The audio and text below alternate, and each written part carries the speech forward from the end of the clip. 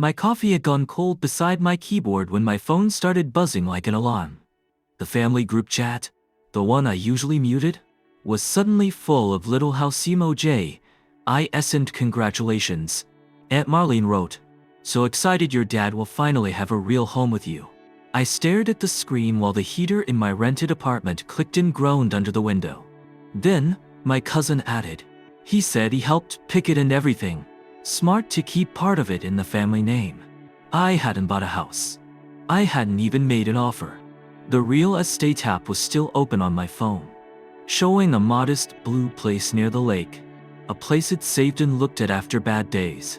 I typed, erased, typed again. Then Dad posted, "A man's son doesn't move forward without his father." For a long minute, I sat with my thumb over the screen, feeling that old pressure settle behind my ribs. Dad had a talent for making a sentence sound like love and a locked door at the same time. I was 39.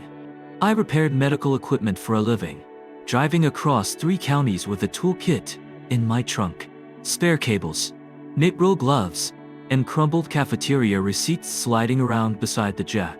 I could take apart a portable X-ray unit in a hospital hallway while nurses stepped over my case and someone in scrubs asked how much longer.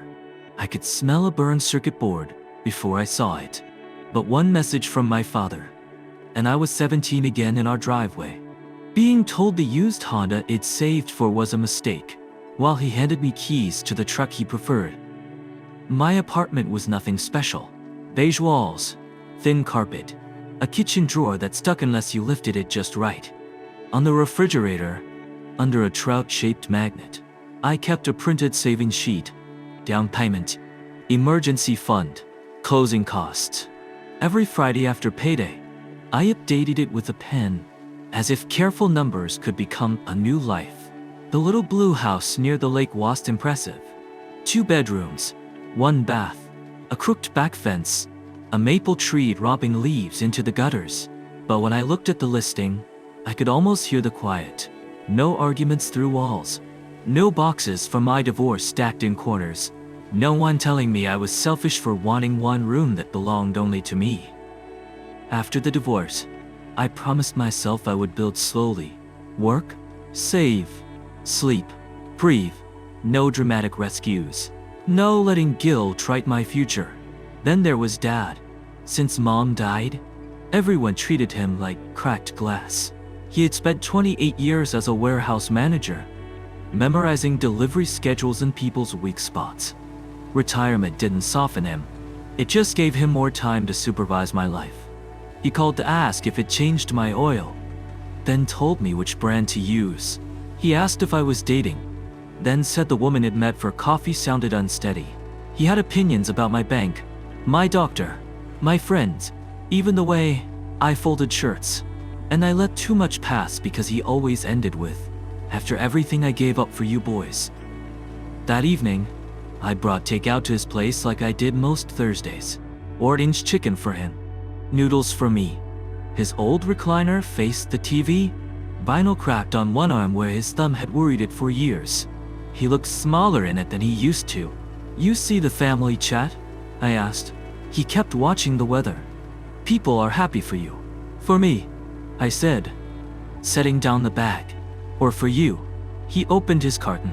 His hand trembled, just slightly, and I hated that I noticed. "Don't start," he said. "I'm just proud." The room went quiet except for plastic forks against cardboard. I wanted to believe him. I wanted to believe he was lonely, carried away, trying to stay close to his son. So I swallowed the harder words. "Just don't tell people things before I've decided them," I said. Dad laughed softly, like I was being dramatic. "You'll thank me when it all works out." I looked at the dent in his recliner cushion and felt something cold move through me. Not fear, not yet. More like a lock turning somewhere I couldn't see. The next morning, I was in the basement of a surgical center, kneeling beside a sterilizer that kept flashing the same error code. When my phone rang, unknown number, I let it go to voicemail. Then it rang again. The hallway smelled like bleach and hot metal. Somewhere behind the double doors, a nurse laughed too loudly. The exhausted kind of laugh. I wiped my hands on a blue shop towel and answered, "This is Daniel." "Hi, Daniel. This is Kelsey from Bright Harbor Realty," a woman said. Paper shuffled close to the phone. "Sorry to bother you at work. I just wanted to clarify one item before I send the revised offer packet." I stood too fast and banged my shoulder on a pipe. "Offer packet? For the Lakeside Dr. Bungalow," she said. "Your father wanted to know if we should add language about shared occupancy before the offer goes over." For a second, the room seemed to lose its corners. Down the hall, a fax machine started shrieking. That old metallic whine like something trapped. I pressed a finger into my free ear. "My father asked that?" A pause. "Professional. Careful."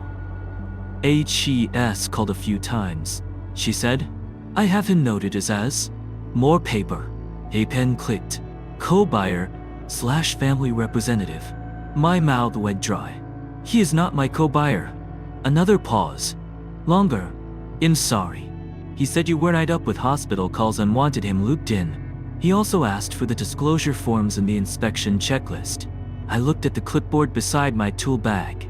At my own neat checklist for the sterilizer pressure valve, door gasket, drain line.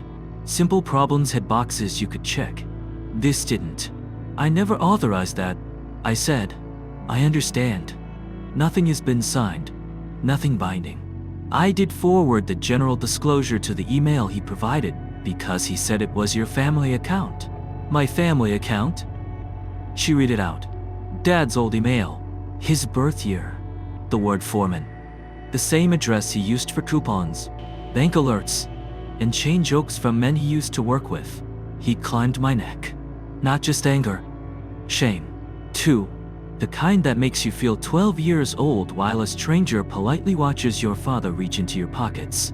"Kelsey," I said, forcing my voice steady, "remove him from anything connected to me. Don't send him another document. Don't discuss that house with him. Of course. He'll update the file now." In the background, I heard an office printer spit paper, then the soft chew of someone biting a pen. "I should ask," she added gently, "are you still interested in the property?" I stared at the sterilizer's red light blinking over and over. "Yes," I said, "but only me. My name. My decision." After we hung up, I stayed crouched there until my phone screen went dark. Then Dad texted, "Don't get touchy. I'm saving you from mistakes. No apology. No question. Just that familiar hand on the back of my neck, steering me toward a life he had already drawn." I set the phone face down on the concrete and listened as the fax machine finally went quiet. The silence felt worse. I didn't answer him that night. The next afternoon, I drove back to the lake house telling myself I only wanted another look at the roofline and basement. After rain, old houses told the truth. But really, I needed to stand inside it and prove it still belonged to my imagination, not his. The for sale sign leaned in the yard. Fresh cut grass smelled sharp in the warm air, and the lake flashed between two maples at the end of the street. Kelsey had texted me the lockbox code. I punched it in, took the key, and let myself inside. The empty living room creaked under my boots. No television, no recliner, no voice from the hallway telling me it picked the wrong bank, wrong car, wrong woman, wrong life. Just sunlight on the floor and dust moving through it. I walked the room slowly, taking pictures of a brown stain near the kitchen ceiling, a soft patch by the back door, a crack in the trim. I was crouched near the baseboard when someone called from outside. "You must be the son." An older woman stood by the porch steps with garden shears in one hand, silver hair, faded cardinal sweatshirt, eyes bright with neighborly interest. I stepped out. "Yes. Nathan." "Marlene," she said. "In next door. Yellow house with the bird bath. Your father told me all about you." The porch seemed to shift under me. "My father? Oh yes. He came by Tuesday morning. Nice man. Very particular." She smiled like that was praise. "Said you'd hope to be settled before winter." Tuesday morning, it'd been at street, and this with my hands inside a patient monitor, while Dad called twice. It ignored him because a charge nurse was asking when room 214 could reopen. He said we were both moving in? I asked. Marlene's smile thinned. That was my understanding.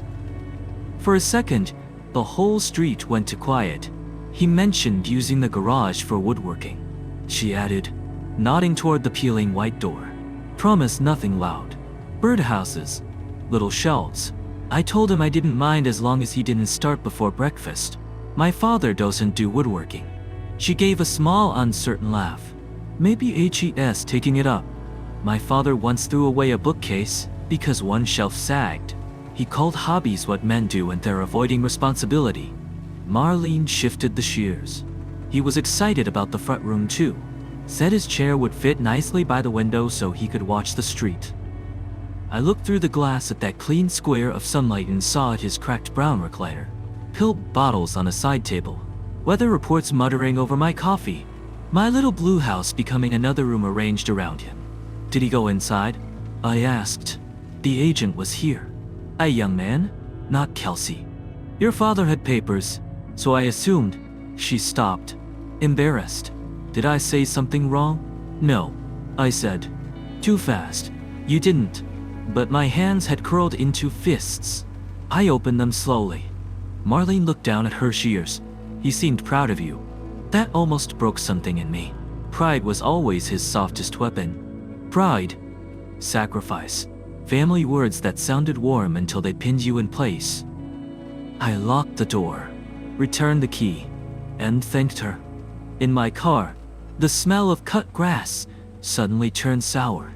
Dad's texts still sat on my phone. Don't get touchy. I'm saving you from mistakes. I typed 3 replies and erased them all. Then I called Kelsey. Did my father tour the house without me? I asked. Her pause was just long enough. I need to check with my colleague, she said carefully. Through the windshield, the house waited under the maple tree. Quiet and pretty and no longer entirely mine. Kelsey called back 20 minutes later. I let it ring twice before answering, trying to make my voice sound steady. My colleague did show the property yesterday, she said. Your father arrived with a printout and said you were running late. I sat in my truck outside a gas station, watching a man in a landscaping shirt shake crumbs from a paper bag onto the pavement. Did he sign anything? No. He asked questions, took measurements, mentioned possible occupancy. Her voice softened. I'm sorry. I've spoken to the office. It won't happen again. Thank you, I said, though the words felt thin. I didn't drive to Dad's. I drove home. My apartment was too warm when I walked in. The wall unit rattled like loose pennies. On the kitchen table, my laptop sat beside a mug with yesterday's coffee dried in a brown ring at the bottom. I opened the lid and searched my email for the name of my credit union. 6 results came up.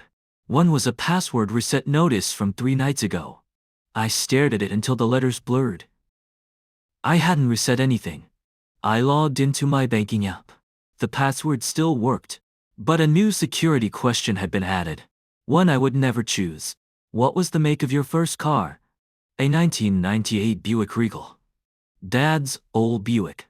The one he made me pay him back for in cash every Friday after my grocery store shift. I changed the password. Then my email password. Then the password to my loan pre-approval portal.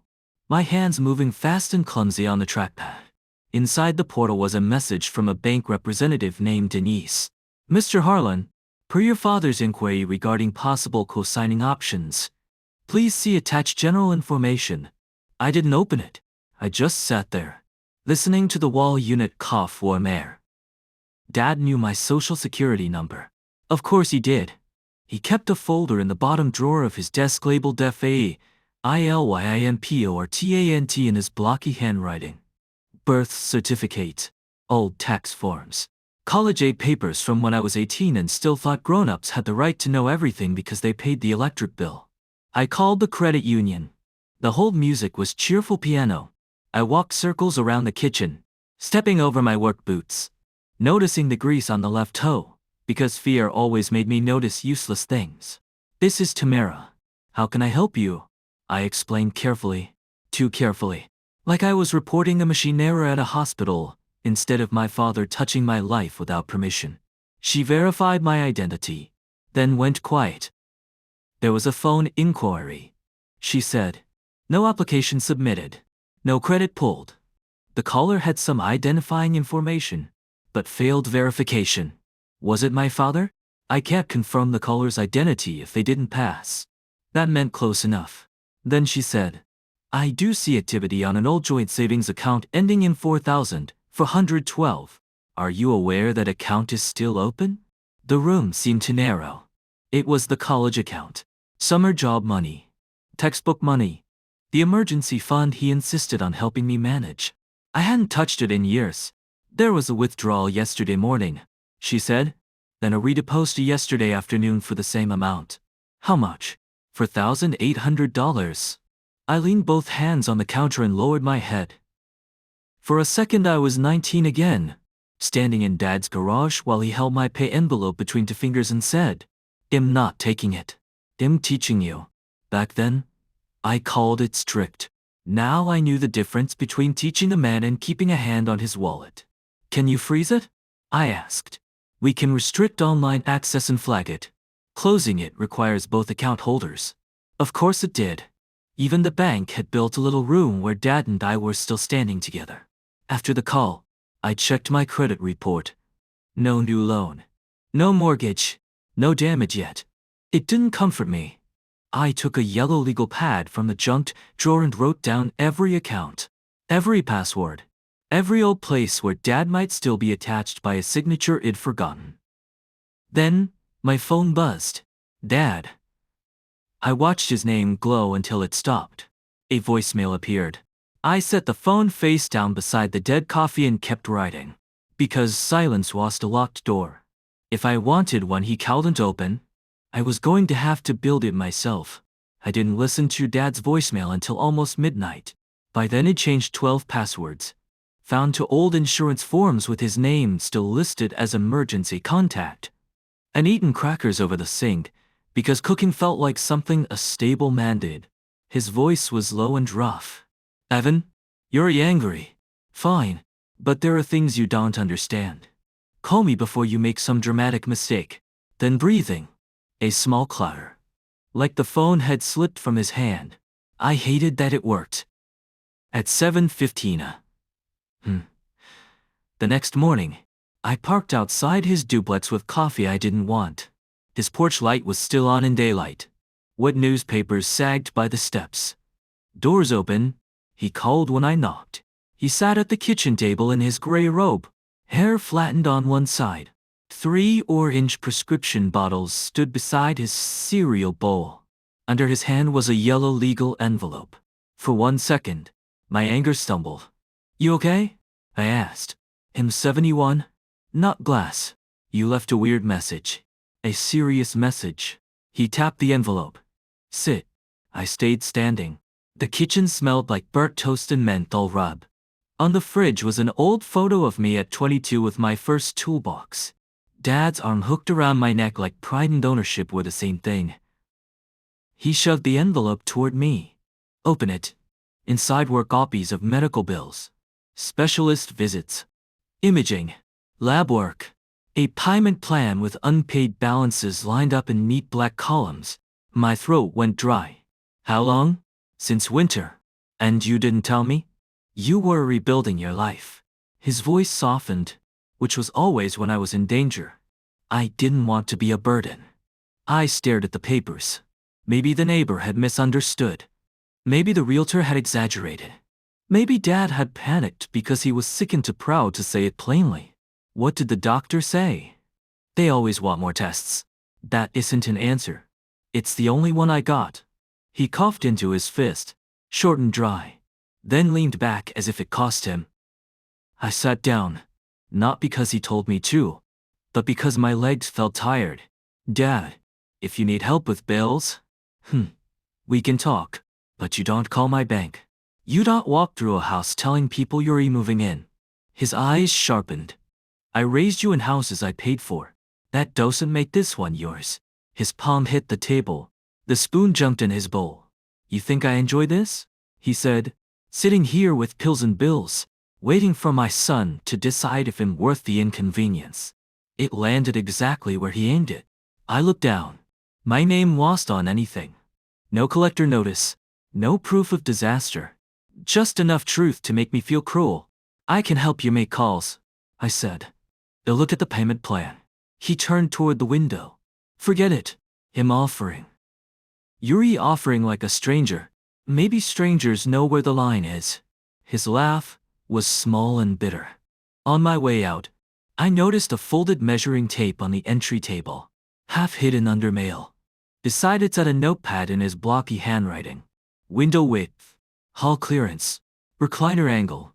Behind me, Dad asked, "You coming Sunday?" My hand stayed on the doorknob. I don't know. Outside, the air felt clean and cool.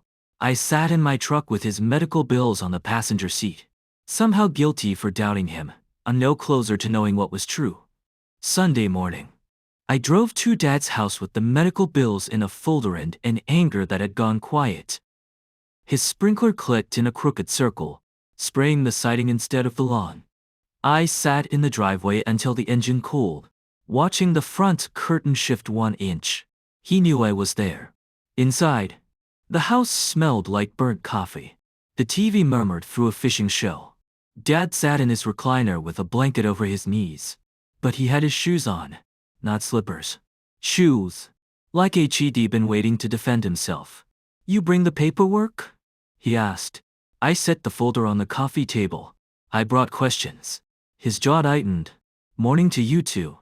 I stayed standing. If I sat, I might soften. And he always knew where to press. "Why did you take $4,800 out of the old savings account?" He blinked slowly. I put it back.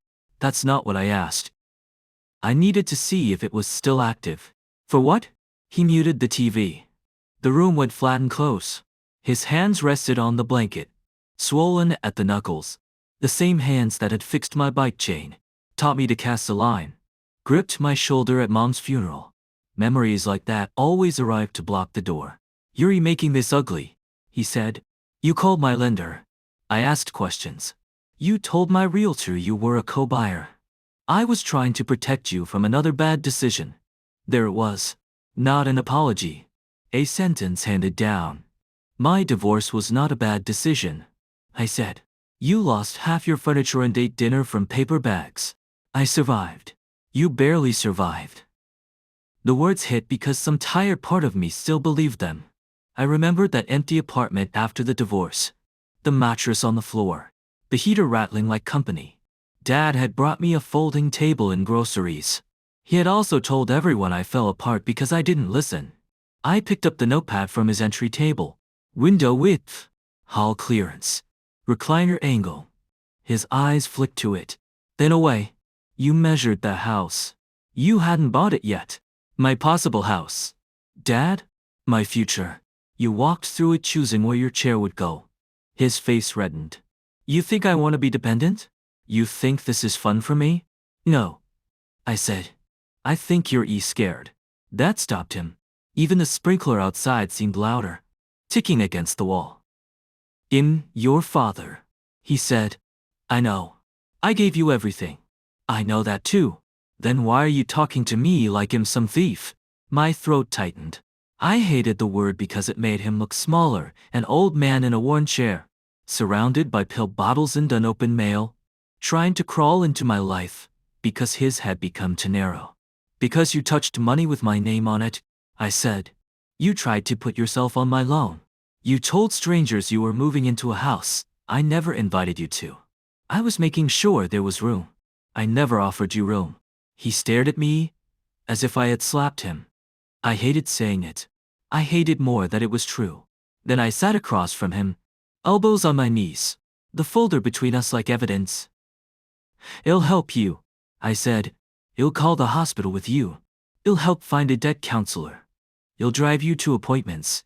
If you need more support, we'll talk about real options." He laughed once, dry and mean. "Real options? You mean a home?" "I mean not stealing my choices and calling it love." His eyes shone, but no tears fell. After a long silence, he whispered, Your mother would let me stay. I looked at the old coffee stain on the carpet by his chair. Mom isn't here, I said, and I'm not her replacement. He turned toward the blank television, pale and stubborn in the reflection. I stood. Don't call the bank again. Don't call my realtor. Don't use my information. If you need help, ask me straight. At the door, I waited for something that sounded like a father. All he said was, lock up when you leave. So I did. And the deadbolt's click felt like the first honest answer he'd given me all week. The truth came 3 days later in a padded envelope with no return address. I found it in my apartment mailbox between a grocery flyer and the electric bill. My name was written in shaky blue block letters. Inside were a thumb drive and a note. You don't know me. Your father gave my husband your number and said you were handling repayment. I'm sorry, but we can't keep waiting. I stood in the mailroom under the buzzing fluorescent light, while someone's dryer thumped behind the wall. Upstairs, I set the envelope on my kitchen table like it was evidence from somebody else's life. Then I plugged the drive into my old laptop. 6 canned documents opened. A private loan agreement. $32,000. My father's signature sat at the bottom. Under collateral, typed neatly, was the address of the lake house I was trying to buy. Not his house. Not mine yet. A house he had no claim to at all. My mouth went dry. There were screenshots. 2. Texts from Dad to a man named Harold. My son's closing is almost done. Once worrying, he'll have access. He owes me everything. He'll sign if I tell him to. I pushed back from the table so hard the chair scraped the floor. For a minute, all I heard was the refrigerator humming my own breathing. Then every odd moment lined up like witnesses, Dad measuring hallways, calling himself co-buyer, asking if I was coming Sunday, not because he missed me, but because he needed me close enough to corner. The medical bills on my passenger seat, the cough, the blanket, the wounded voice. The last file was a photo of a casino receipt from just over the state line. $28,000 withdrawn against a credit advance. Dated 2 months earlier. I sat there until the laptop screen dimmed, then called the number on the note. Woman answered softly. My name is Aaron. I said. You sent me an envelope. She went quiet. I didn't know. I said. I figured you didn't. He kept saying you were busy with the purchase. He said you were a good son. I closed my eyes. What did he borrow it for? My husband thought it was for treatment, she said. Then we found out about the gambling. I think there was more than ours. Is Harold there? He passed last month, she said. That's why I'm going through everything. I pressed my hand over my face. I'm sorry. So am I. After we hung up, I drove to Dad's. He opened the door in the same gray sweatshirt he wore when he wanted to look fragile. His eyes dropped to the envelope in my hand. And for once, he didn't speak first. I walked into the living room. His recliner faced the TV. A legal pad sat beside it, half hidden under the remote. I picked it up. Move-in date? Refi after 6 months. Air unemotional, but will come around. My hand tightened around the paper. Dad stood in the hallway, one palm against the wall. You went digging? No, I said. Someone buried came up for air. His face changed. Not guilt. Calculation running out of room. The hospital bills? I asked. They're real, but they weren't the reason. He looked toward the window. I had a bad run. A bad run? I was going to fix it. With my house. With our family's house. He snapped. There it was. Not confusion. Not loneliness. A claim. Something in me broke. But it broke clean. You weren't scared of being alone, I said. You were trying to get close enough to my paperwork to save yourself. His lips trembled, but his eyes stayed hard. You don't know what it's like to have nothing. I know what it's like to be used by the only parent I have left. He lowered himself into the recliner, suddenly old without being helpless. I thought if I lost the house, he whispered, it'd lose the last thing that made me a man. I looked at Mom's dusty photo on the shelf, then back at him. You almost lost your son instead. He didn't answer. And that was how I knew the truth had finally entered the room. Not because he confessed everything, but because for the first time, he stopped performing. The next morning, I did the things I should have done before I ever picked out paint colors in my head. I sat at my kitchen table with a legal pad, a cold mug of coffee, and a quiet apartment. I called the bank and closed the joint savings account we'd opened when I was 19. "Do you want a cashier's check for the remaining balance?" the woman asked. "Yes," I said. "In my name only." Then I froze my credit, changed every password, and called my realtor. I told her I was stepping away from the lake house. There was a pause. "I'm sorry," she said. I looked at the listing photo on my laptop, the porch, the maple tree, the garage I had already imagined filling with my tools. "Me too," I said, and closed the screen. By noon, I knew. My father texted once. "So that's it?" I drove to the park off Mercer Road instead of answering. He used to take me there when I was a kid, back when Mom packed ham sandwiches in wax paper and he pushed me to high on the swings, laughing while I begged him to stop. I remembered his hands on the chains, big and steady. Now he sat on a bench near the walking path, shoulders hunched in his brown jacket, a paper coffee untouched beside him. Dry leaves scraped across the pavement. I put my phone face down between us. "I closed the account," I said. "I froze my credit." "Him not buying that house." His jaw tightened. "You came here to tell me you won." "No." I rubbed my palms on my jeans. "I came here so we stop pretending this is about winning." He stared at a woman walking a little white dog. "It'll help you call a financial counselor," I said. "It'll go with you to a doctor if the bills are real. It'll help you sort what you owe. But my name is not a life raft. My house is not collateral. And my guilt is not something you get to spend." His eyes flicked to me, then away.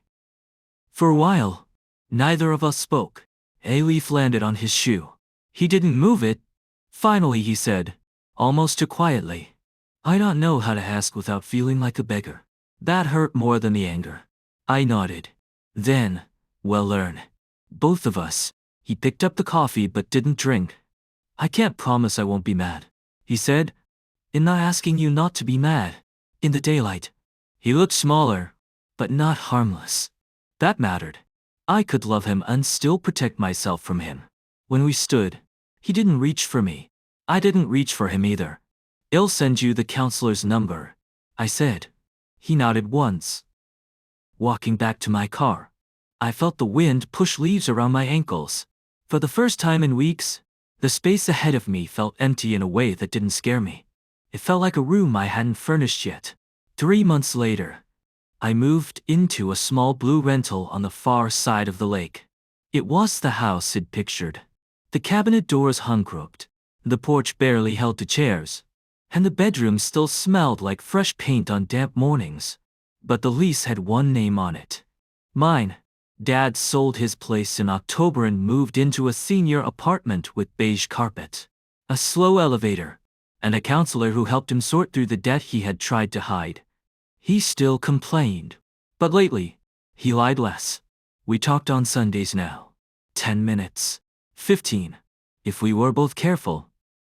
One cold evening, I invited him over for chili. He came in wearing his old brown jacket, a pill organizer bulging in the pocket.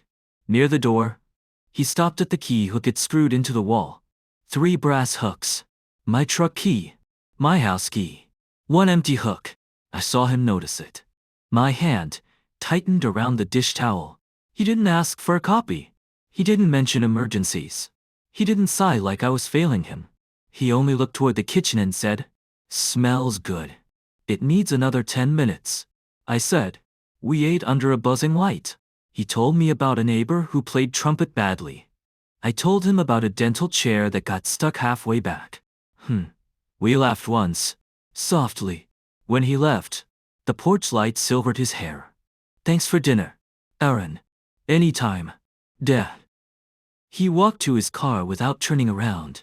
I closed the door and touched the lock. The empty hook stayed empty. For once, it didn't feel cruel. It felt like peace.